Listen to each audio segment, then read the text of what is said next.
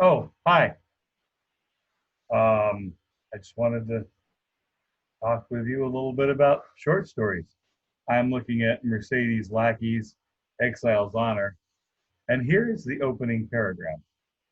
Silver stamped restlessly as another horse on the picket line shifted and blundered into his hindquarters. Alberic chuckled to quiet him and patted the stallion's neck. The beast swung his head about to blow softly into the young captain's hair. Alberic smiled a little, thinking wistfully that the stallion was perhaps the only creature in the entire camp that felt anything like friendship for him. And that's it. Look what we learn. We learn about Silver. We right away know it's a horse because he's stamped. We know that he's affectionate because he blows softly into the young captain's hair. We know that Alberic is a captain.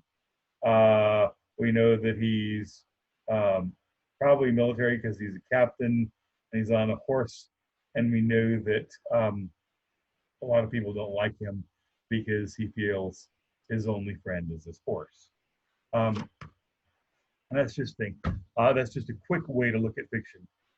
We have our short stories due today.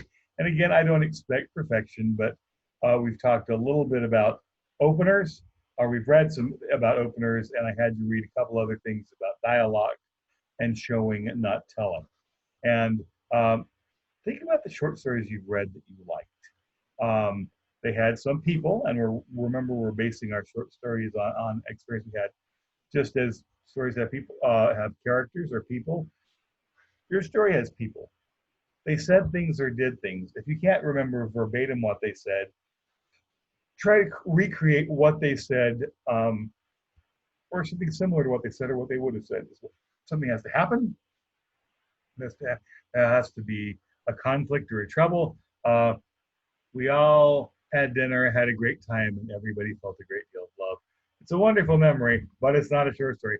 There's got to be some kind of action. It's got to happen in a place or a setting that's kind of important, uh, and it's got to mean something. So you got a place or setting, you got a plot or a series of events that leads to a conclusion that's interesting. You got to have people or characters, and there's got to be some point to your story. Setting, plot, character, thing, theme, just basic stuff, important stuff. But just keep those elements in mind. If you have time, read or reread a short story that you remember having read previously that you liked. And again, I'm not talking about giving you a writing assignment, but y'all are college students.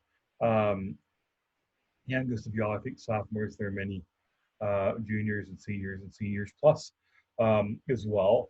And you've done some reading, you've read some fiction. Think about stories that you have read that you liked. Find one or two, and again, just look at the way they handle things. And this is also, it's not incidentally the way we talk about teaching literature as well, because we're talking about learning to read as writers, not learning to read as literary critics. Um, and I do this all the time.